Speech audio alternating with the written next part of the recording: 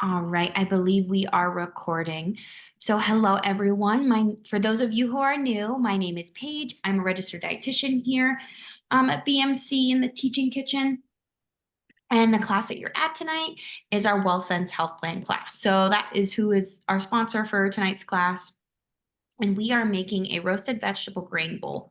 This is a really awesome recipe because, we're going to do like one culinary skill together. But other than that, we're just going to build a balanced meal and kind of talk about maybe some tips and tricks you can implement into your own routine to kind of make um, access to healthy meals a lot quicker and simpler for you. So it's kind of funny that I call this like a recipe because in all honesty, it's kind of just like picking certain food groups that you already have available and throwing them together to make a tasty dish. So this is always one of my favorite kind of recipes to teach. It's called a framework recipe. So you can't really mess it up. You can make your own spin on it, whatever, you prefer, whatever you like. A really great way to do just a simple, quick, balanced meal. I'm just checking the chat here. Um, Yara, I'm not quite sure about that. I know that like it's not really, and for the purpose of like what I see, it's not that important. But you're welcome to hop off and hop back on. I don't have to let you in or anything if that's something you need to do. Um, but if you're not comfortable, since we are recording now, if you have a question or a comment and you want to put it in the chat, I'll do my best to kind of watch the chat as we're going through, the recipe and talking. Again, if I miss your question and you want to unmute yourself, you're very welcome to as well. What I have here are my roasted vegetables that I actually already prepped before tonight's class. So we're going to do one demo. We're going to do toasting grains together. And that's something, kind of seems a little silly, but actually that's like a really important step to really elevate your grains and add another layer of flavor. So without further ado, let's go ahead and get started with our roasted vegetable grain bowl. We already have our roasted vegetables here, so we'll go ahead and we'll start our rice because that's all we really have to cook for tonight. Everything else is already ready for us to go. And you're going to have to bear with me as I drag you across my kitchen over to my stove. So I'm just going to mute myself so it's not really, really loud.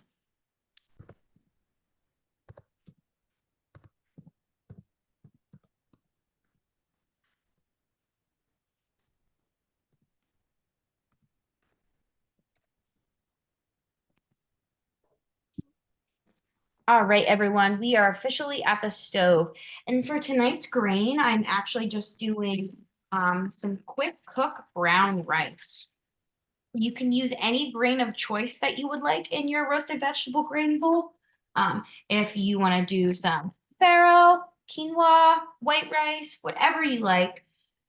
This is a step that I really like to add when I'm cooking my grains is browning or toasting them before I actually, boil them in hot water. So what I'm doing right now is I am taking 1 cup of my rice dry and I'm heating up my pan with some avocado oil in there. I usually always defer to cooking or sauteing in avocado oil because it has a higher smoke point. So that's going to be really helpful if I'm doing something over, medium to higher heat, so it doesn't just smoke everywhere in my kitchen. Especially since my fan above my stove is really loud and rickety, I want to avoid that. It also scares my little puppy that I have. She hates, hates, hates when I have to turn the fan on. So I do all that I can to try to keep the fan off. And it also can impact the flavor as well once you start smoking and all of that stuff. So we want to try to avoid that. My quick cook rice is a type of rice that we actually, we rinse before we want to cook it and eat it. But this is what I want to tell you when it comes to toasting your grains. You want to toast your grains when they are dry. So to be able to clean your rice before you eat it, what we're going to do is we're actually going to toast them in some oil first. Then I'm going to take the toasted grains, put them in the strainer, wash them over cold water, and then put them in my boiling water. If I put them, if I rinse them and then try to toast them, it's not going to work out very well because my grains are going to be really wet. And that's going to prevent them from actually browning and toasting appropriately. Has anyone ever toasted their grains before they, cooked them in boiling water? Anyone done that before? Or do we all usually just follow the package and go right to it? I follow package. Yeah? All right. Well, I actually, before I started teaching these cooking classes, I only ever just followed the package because I didn't want to really make my life more difficult and add another step. Um, and one of the first recipes that um, my manager picked for me to make was a cold grain salad that required me to toast the grains. And I was like, okay, toasting the grains. Ever since I taught that lesson, I always toast my grains. I am telling you, it just unlocks a depth of flavor in your grains because I feel like for me, what I love about my grains is that I get to put butter and salt in them. You know, I like to have those really tasty ingredients that we yearn for in our food. We like the fattiness and we like the saltiness, right? When I do this extra step of toasting my grains, I am really truly like making it more nutty and robust. It's just very different if you've never done it before to experience a toasted grain. I am like in love with toasting farro because the chewy and nuttiness that it really brings out in that grain is awesome. I actually just polished off the rest of my toasted farro last night for dinner. Um, so I challenge you if you haven't really ventured into toasting your grains, it's super simple. You just want to toast them dry with a little bit of oil. And then you want to go ahead and if you need to clean them, or go ahead and finish the rest of the package, whatever comes next on the ingredients. While we are toasting our grains here, it might be a little difficult for you to hear, but they're sizzling a little bit. You want to trust your nose and trust your eyes. You're going to see that they're going to start to darken, and you don't want your greens to burn, but you do want them to brown. That's going to let us know that it's working. And you'll also start to kind of smell it in the air. It's going to smell, I feel like it's going to smell brown is what I want to say, but that's not a great way to describe it. It's going to smell kind of toasty.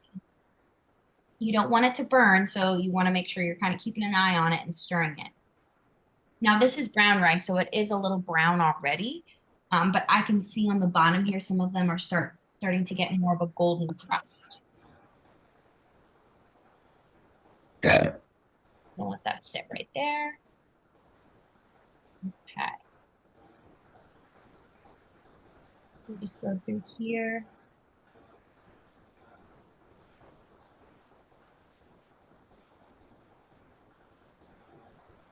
Okay, just checking our chat.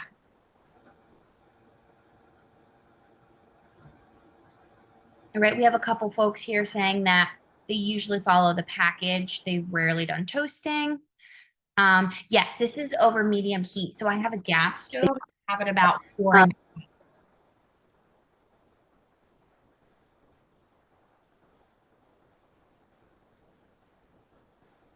All right, just making sure there was no other questions in the chat. Yes, so I can hear it here. It's sizzling a bit. I see with my eyes it's starting to get a little more brown. I'm going to pop up my heat a little bit more. I'm still learning how to cook with a gas stove. I grew up with an electric stove, so sometimes the gas stove cooks a lot quicker than I'm used to. And everybody's stove is different. I like to remind people. So what you see me doing today might be very different from what you are experiencing at home. You know your kitchen best. Yes, I don't know if you can see there. It's starting to get more brown. Probably not. This isn't a really great angle. I feel like it looks more gray on my screen, but it is starting to toast. About 1 to 2 more minutes here. The next step to actually cook the rice is to submerge it in boiling water, bring it back to a boil, and then cover it and cook for about 20 minutes. I have a pot of boiling water beside me so we can speed up the process since this is really truly the main cooking component that we need for our recipe.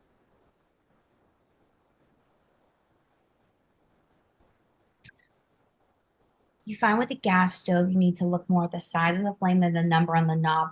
Yes, I 100% agree, especially because I find that depending on which burner that I use, some of them are larger or smaller, but even the smaller ones can have a bigger flame. gas stoves kind of make me nervous because of that open flame. And I'm always afraid I'm gonna not notice if the flame goes out. I haven't had an experience like that yet, but this has definitely been, as a cook, I really like cooking with gas, but it has been a more interesting experience. All right, I think this is pretty much brown to my liking. I'm gonna go ahead and turn the heat off. I'm gonna actually pivot this guy, pivot this over here. I'm not gonna bring you with as I rinse this rice off really quick, but I'm gonna rinse it and I'm gonna toss it in the, not toss it, I'm gonna put it in the boiling water and then we'll go back over to the other side of the kitchen and start talking about some other things.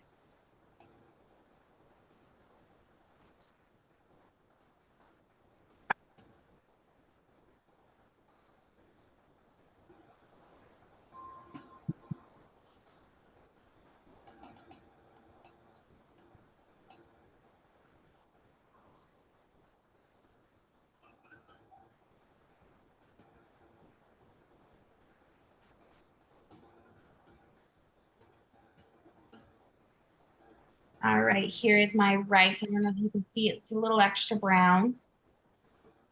All right, I'm going to put it in water.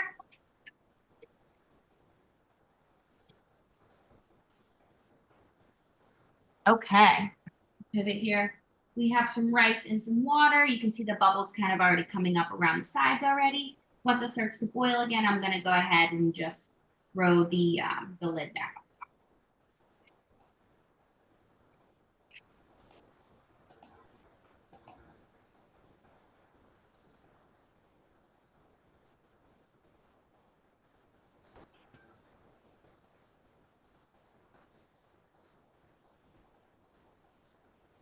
Okay, we are back to our spot.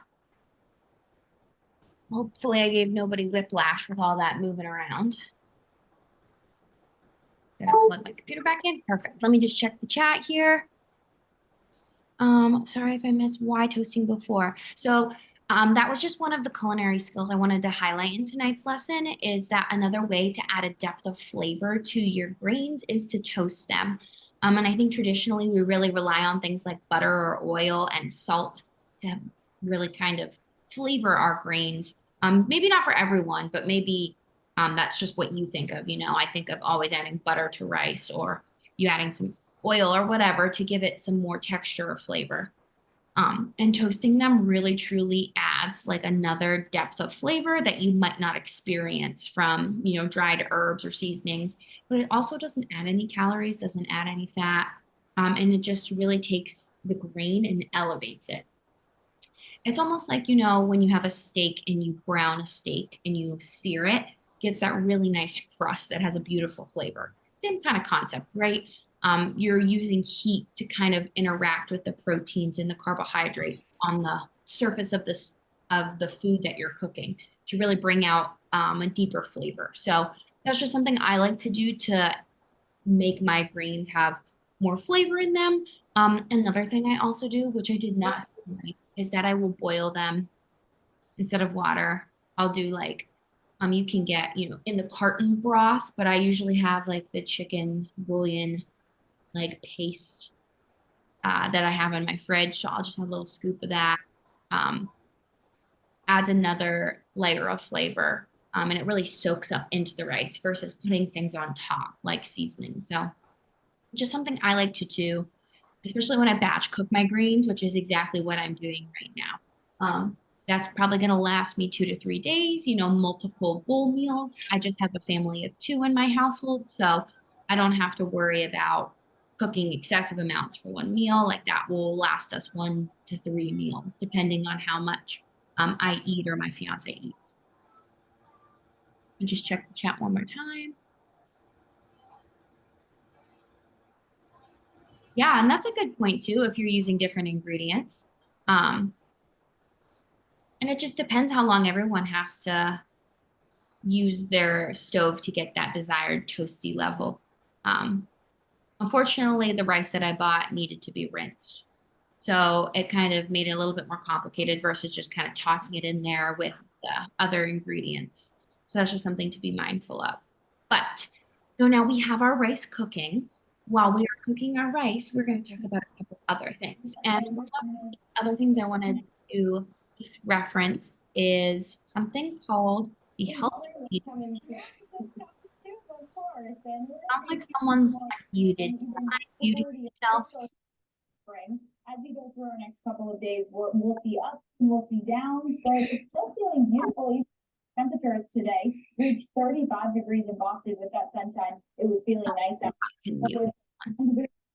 There we go. All right. Sorry about that. All right. As I was saying here, there's something I wanted to share with you all, and it's called the healthy eating plate. So the recipe that we're making tonight is what we refer to as a framework recipe, meaning that, you can kind of pick and choose what goes into the recipe based off of what you like and your own preferences. So if we look at the actual recipe here, we'll see that the ingredients call for a protein, a grain, vegetables, oil, seasoning, greens, dressing, salt, and toppings. There's lots of room there for you to choose what you like. Like I know I have some folks who probably would choose tofu. Awesome. If you're someone who makes tofu regularly, you can throw some tofu in your bowl. If you do beans, beans are great. I'm actually using some leftover rotisserie chicken. I just chopped it up. I got it from Costco on Sunday, so using some rotisserie chicken because I'm making my meal super quick and easy for this lesson. You could also change up your grains, right? I did rice. I also have quinoa in the fridge that I probably would have used if I wasn't making, if I wasn't toasting the rice with you all. So you can kind of pick and choose your grains as well. You could honestly even do a pasta, like whatever grain you want to choose to add to your bowl works for the recipe.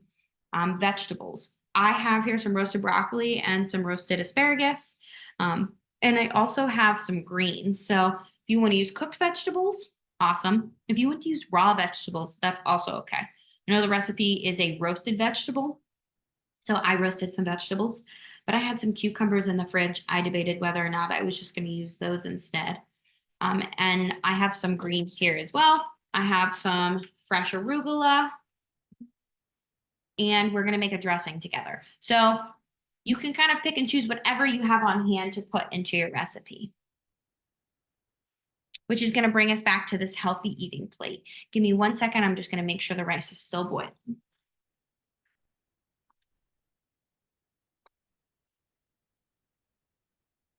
All right, our rice is looking good. So back to our healthy eating plate.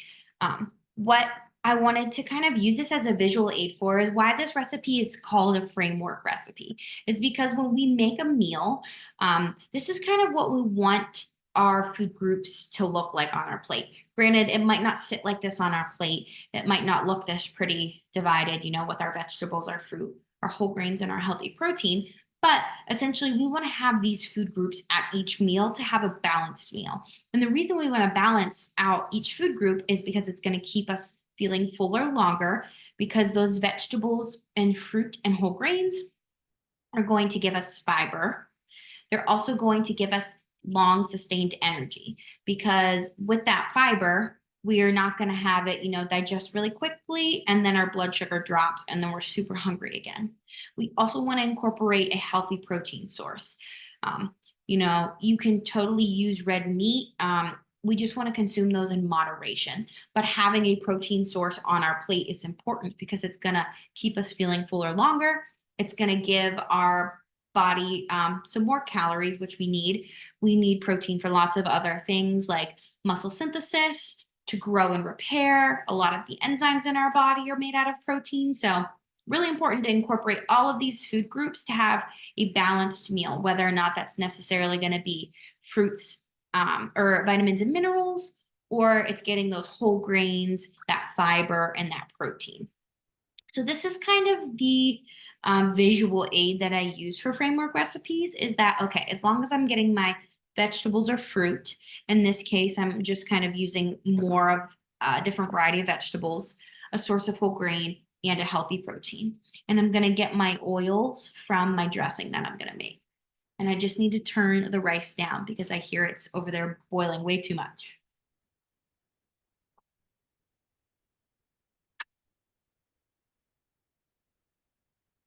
It's my gas stove. I can never predict what mood it's going to be in.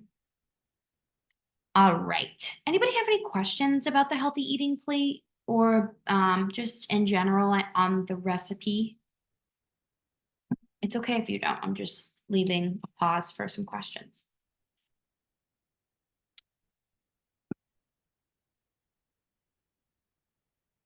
Yeah, what's your question? If you're comfortable and want to put it in the chat, you can. If you want to unmute yourself, you can.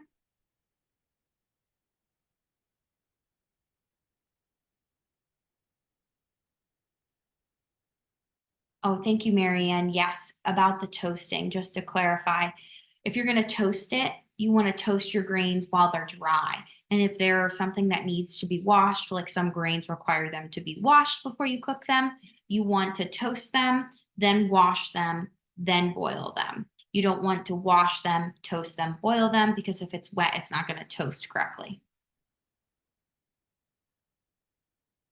The question is, if we have fruit as a snack, do we still need to have it in the meal? That's a really great question. So to answer your question, no, you still don't have to have it in your meal. This isn't like exactly what you have to do at every meal. This is just what we strive for. And this is what's going to make us feel, we're giving our body the fuel it needs and the vitamins and minerals it needs. All of the things that it needs to run well, to make you feel good, to promote health, all of those things. Including vegetables and fruit, are going to give you that really big array of vitamins and minerals, because when you eat different colors and different fruits and vegetables, you get different nutrients. That's a really great question. If you're someone that doesn't necessarily eat fruit at meals, like I don't really do that, I will have them as snacks throughout the day. We just want you to have half of your plate full of fruits and vegetables, or just vegetables or fruit and vegetables, if that makes sense. We don't want to necessarily cut out vegetables and include fruit only, just because fruits sometimes tend to be higher in naturally occurring sugar, which is totally okay, but they can make them a little bit higher in carbohydrates and higher in calories.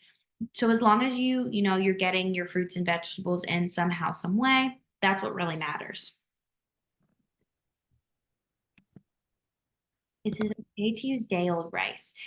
Yeah, that's a great question. So typically when we make our grains and we store them in the fridge appropriately, they're in a sealed container, they're in the refrigerator, they're probably good for up to 2 to 3 days. I personally usually give my leftovers a shelf life of 5 days. Sometimes I stretch it longer than that. But I tell most people 2 to 3 days. Kind of use your nose and your judgment as well. Sometimes funky things happen, and after a day in the fridge, the rice might, get a weird smell. You never know. Food is very unpredictable at times, but usually 2 to 3 days is a good marker of when your leftovers are still pretty fresh. Really great questions. Thank you all for asking. Just checking here to see what the next step is that we're going to do. Our rice is still cooking. We have a question here. If corn or peas are considered starchy veggies, do we need less veggies overall because of that? Okay, thank you, Kelly. That was a great question. So let's go back up here to our healthy eating plate. In terms of, you've probably heard of my plate or the healthy eating plate, whatever we use to visualize a balanced meal. Sometimes starchy veggies can get confusing of where they go. And I'm going to be honest, it was really hard for me when I was in school to really understand, like, where do they fit? We love our potatoes, we love our French fries, but where do they fit? We love our corn. How can I make this work? So in terms of when you look at your healthy eating plate, your whole grains, in your brain, just think carb-rich source. We want to have whole grains, but it's okay if not all of our grains or all of our carb sources are whole grains. The USDA really recommends that half of the grains we consume in a day are whole grains. So, if you wake up and you have whole grain toast, awesome. If you have lunch and at your lunch you have a sweet potato, great. At dinner time, if you have, white pasta, Awesome. We want you to just try to limit refined carbohydrates like white bread, white pasta. We don't want you to be consuming those all day, every day, because they lack lots of fiber and other vitamins and minerals. But if you're going to choose something that's a starchy vegetable, like corn, cassava, sweet potatoes, yams, normal potatoes, those are going to fit in that whole grains corner. So I think of summertime when I think of this. I think of, okay, I'm going to have some grilled chicken, a baked potato, and then I'm going to have some watermelon and some broccoli. That's how that would fit there. Our sweet potato and our broccoli aren't going to go, both in the vegetables. The sweet potato is going to go in the whole grain section, aka the carb section, if that makes more sense. Sometimes this can be misleading, but ideally we want to strive for whole grains and a healthy protein. If the protein is in the form of a grain like couscous, then does that count as the grain portion also? Yeah, so you don't necessarily have to have like a meat source or an animal source protein. You could have a plant source protein as well. Sometimes the amount of protein you would get from something like quinoa or even couscous is not going to be, you're going to have to eat a lot of it to get a decent amount of protein. So that's oftentimes where I would recommend something like tofu or beans, just to really amp up the protein without having you consume a lot of carbs. Because typically a serving is about half of a cup cooked. So I wouldn't want you to have to eat, 2 cups of rice, because you're going to be getting a lot of carbohydrates in comparison to what little protein. But it doesn't necessarily have to be an animal source.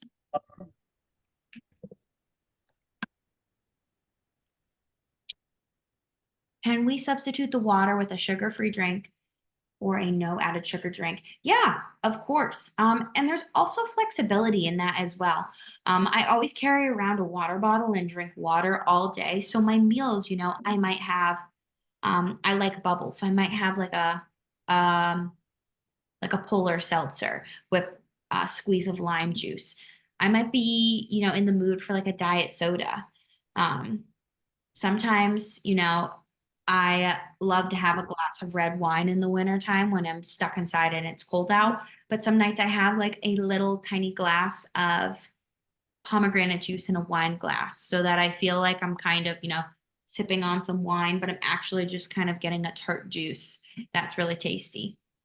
We just want you to make sure you're choosing, those no sugar or low sugar, sugar-free beverages most often. And if you're, going to have something that's got lots of sugar or like a fruit juice, more in moderation. And it's important to not drink your calories as well. We want you to get all the nutrition you can from whole food sources. All right, really awesome questions. Thank you all for asking. Sangria does have wine and fruit juice. You're very true. Sometimes I always say, because red wine is, that deep red color, and you can think of, bright colored fruits and vegetables are very nutritious and have different antioxidant properties based off of their color. And red wine has an antioxidant in it called resveratrol. That's what you get from red grapes, and that's what gives it that deep dark color. So it has some antioxidant properties. It has alcohol in it, so that kind of, in its own has its own problem in terms of allowing the antioxidants to do its work. But I always laugh and say, I'm just like drinking my resveratrol, my antioxidants for the day. Does frozen or dried fruit calculate the same as fresh fruit or portion amount needed? Really awesome question. So sometimes based off of how it's being made. So if it's like dehydrated, the water is removed. So technically you're going to have less of them in a serving. Like I have a banana here, a bunch of bananas. This one banana, if it would be dehydrated, it would probably be half the size of this, but you're still getting the same calories from carb, protein, and fat. You're just getting a smaller volume because the water was removed, if that makes sense. So you always want to kind of check on your serving size. Like 1 apple is usually a good rule of thumb. It's about the size of your palm, and that's usually 1 serving of fruit. If you're having dried apple slices, you might need 1/4 of a cup or, half of the size of your palm because all the water was removed, so the serving is less. That was a really great question. That's still going to count as your serving of fruit, but your serving sizes might look different based off of, if they're dried.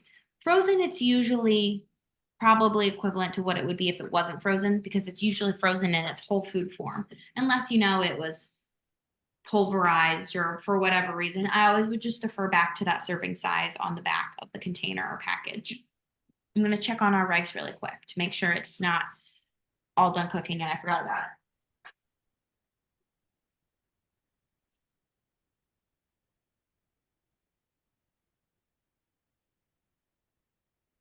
All right, we are getting there. It's probably going to be done here in about 10 minutes.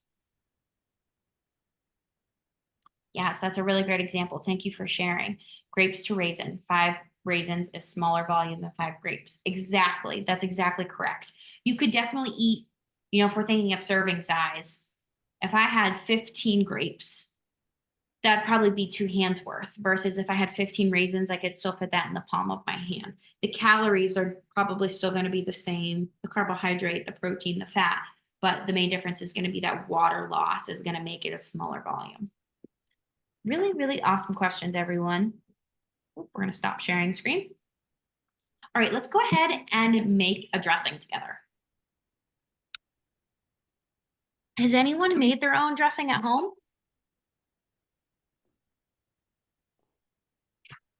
I love ranch.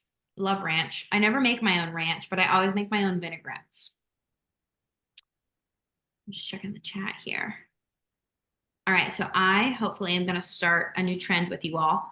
I always have lemons at my house. Always, always, always, because lemons, olive oil make the quickest vinaigrette. And we're going to add an emulsifier. This is going to keep the oil and acid from separating because these two do not like to be together. They do not like to combine. The fat or the oil does not like to, be in harmony with acid or vinegar. So adding something that's going to hold them together, emulsify them together, is going to make a more even per se dressing. Okay, so I have a mason jar here. Where'd my lemon go? There it is. This recipe is actually on the link for the roasted grain bowl. It's just at the bottom. Sorry, I had to think about what I was trying to say there. Really cool trick that I do when I don't have like my lemon squeezer. Cut it in half, shove a fork in it, squeeze. As you twist the fork, it will help you get more juice out.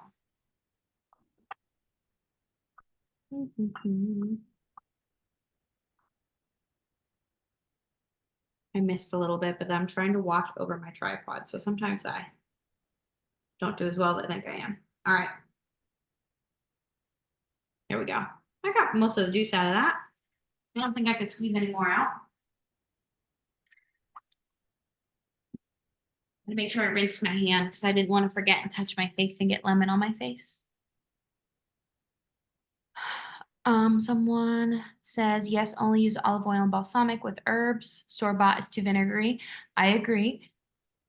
Is it best to drink the water while consuming the meal, or is it better to eat then drink the water, or vice versa? As far as digestion goes, does it make a difference? Also, great question. I think this is going to come down to personal preference, and really what your goals are. So if you're someone that's trying to gain weight, if maintaining a stable weight is a concern for you, you're not very good at eating food, you're not hungry often for whatever reason, I would advise to not consume water with your meals because you're going to fill up your stomach with water as you're trying to get whole foods in, and your satiety hormones might tell you that you're full quicker. When you're not actually full on food, you might just feel full because your stomach's stretched with the water. I usually do both. I usually, if I'm starving enough, I might wolf my meal down before I get any water, but I usually sip on water. I try not to take huge gulps. I try to eat, and if I need a drink, and then afterwards, I make sure I try to drink like some water. If I feel like I'm still starving, I'll eat more. But if I'm like, I think I still want to pick, I usually try to make sure I drink my water and make sure I got enough water in before I decide that I'm so starving. I need more and more and more. Because sometimes, dehydration can manifest itself as just hunger hormones because it's just telling you to put more water in. In terms of like promoting digestion, doesn't really truly matter. It might just, impact your satiety hormones, if that makes sense. Again, check on our rice again.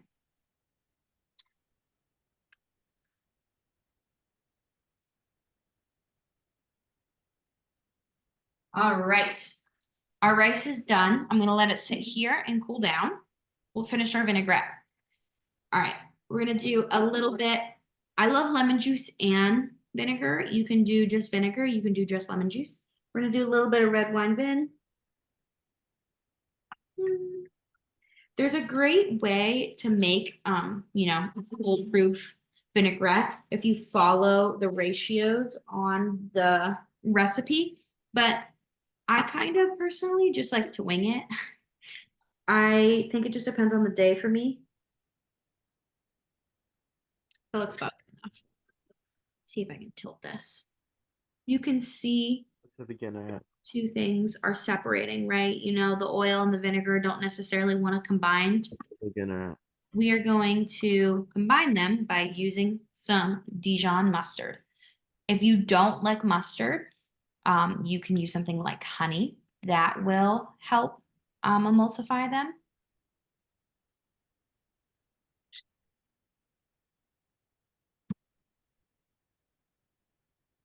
Sorry, I'm making sure there was no questions in the chat. I'm going to shake my mustard before I squirt some in there in case it's got some condensation at the top. All right, a little bit of mustard, a little bit of powder. I've been making a lot of vinaigrettes for a long time, so I'm usually pretty good at eyeballing these things. I'm going to go ahead and stir these with my fork.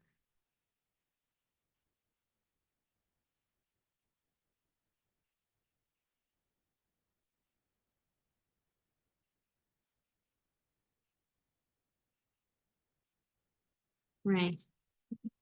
Not only does it help emulsify those fat or oil and acids together, but it also kind of makes it a bit creamy.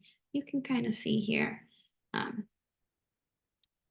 would probably put a lid on my little mason jar and shake it up really, really hard if I had one handy, but I don't. But that's pretty mixed for my liking. A whisk would probably work a little bit better. Perfect. I added some garlic powder. I'm going to do a little bit of salt. I'm going to pull it out of the way though so the tripod doesn't restrict me. A little bit of salt. I have some pepper, a little bit of pepper. I usually just do a little bit of these in my vinaigrettes and then I will add them to the top of whatever I'm eating after I've done everything so I can control a little bit better. Here is our rice. I'm actually not going to add anything in my rice. Sometimes if I'm cooking it for other food, I'll add a little bit of olive oil or something to it to kind of prevent it from getting like really dried up in the fridge. But because we're making a grain bowl and I'm going to have a vinaigrette on it, I'm just going to keep it plain. Okay, so think back to our healthy eating plate, right? We want to have a fourth of our plate as a grain, whole grain, or whatever carb source you like. If you're making a grain bowl and you don't want rice, you could even do sweet potato or white potato, little chunks. Okay, oops. There we go. All right, roasted broccoli. I'm gonna do some roasted asparagus.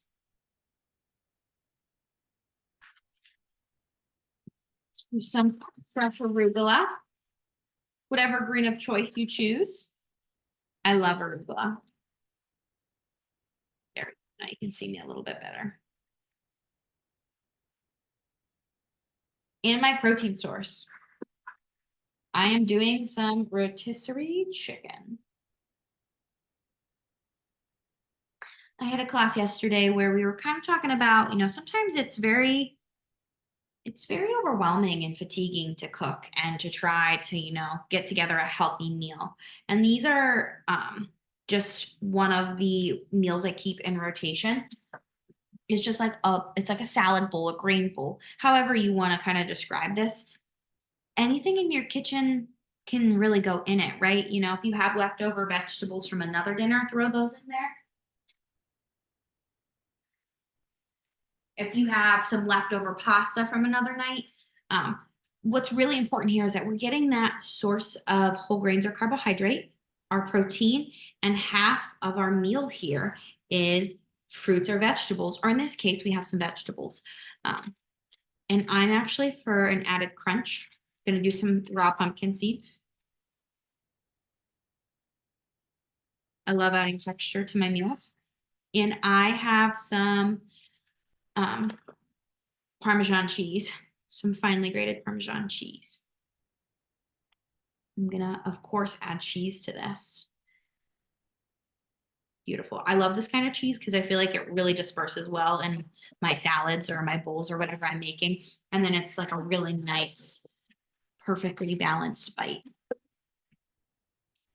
All right, and last but not least, our dressing. We got to dress this.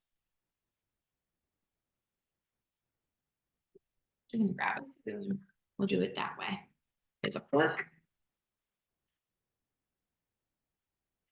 All right, what do you think?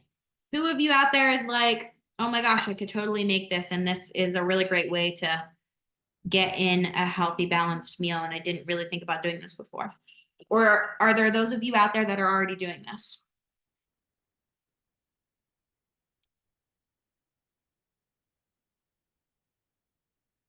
I'm stirring it up and it's not as pretty as it once was. Someone says they go to Kava a lot and they make these kinds of bowls with fresh veggies and tofu. Ooh, and they get hot sauce or sweet sauce. That would be good. If you love like ranch or you love buffalo sauce or hot sauce, throw that on here. Toss your protein in that. This is perfect. I'm the type of person that can't just eat a salad and feel full. I need all the fixins, as I said. Get my cheese in there, my seasonings. Just checking on the chat. I'm telling you, if you are someone that loves cheese, shredded cheese is great, but get this peppercorn Romano cheese. It's so finely grated that it just really coats every bite. Oh, it's perfect in grain bowls. Someone's going to make this for themselves. Another person says they want to make this for themselves. Sauteing the rice is new to her. Homemade dressing. Yeah. My next feed is I want to make some homemade ranch, like a really nice ranch. That would be a tasty dip because I love dip. And I think homemade ranch, like if you go to a restaurant that makes their own ranch, always stands out to me and I love it. I just feel like I haven't really nailed that down quite like I have my vinaigrettes. But this was perfect. If we didn't cook our rice together, dinner would have already been ready. I have quinoa in the fridge from another recipe and I would have been ready for the week.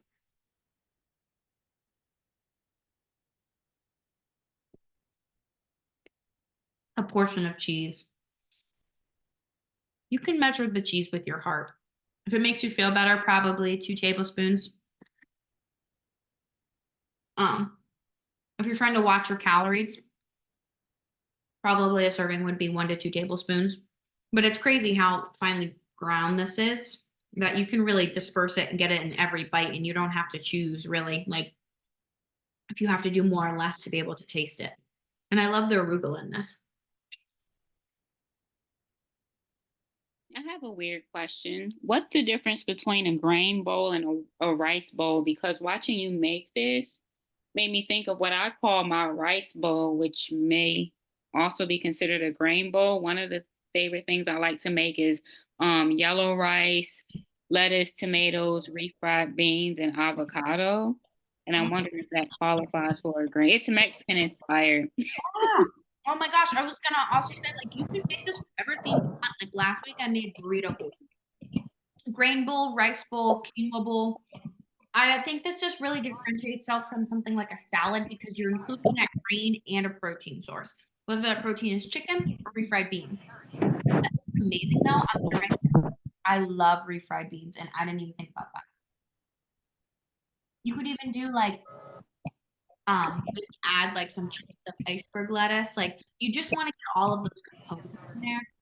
Grain bowl is probably a better way to describe the overarching theme of having a bowl with some form of carbohydrate and some form of protein. So whatever you prefer to call it. In this case, I used rice, so I could probably say this is a rice bowl, but it's still a grain bowl.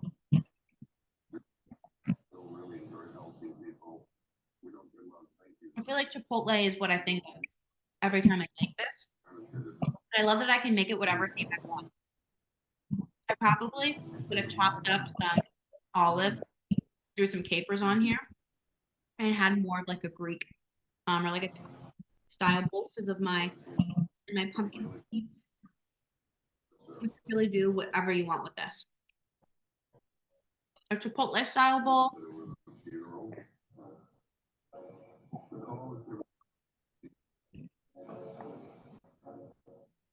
I'm gonna go ahead and end the recording. Covered everything that we wanted to talk about, so that way if anybody has a question that they want to unmute, you have the opportunity to do so.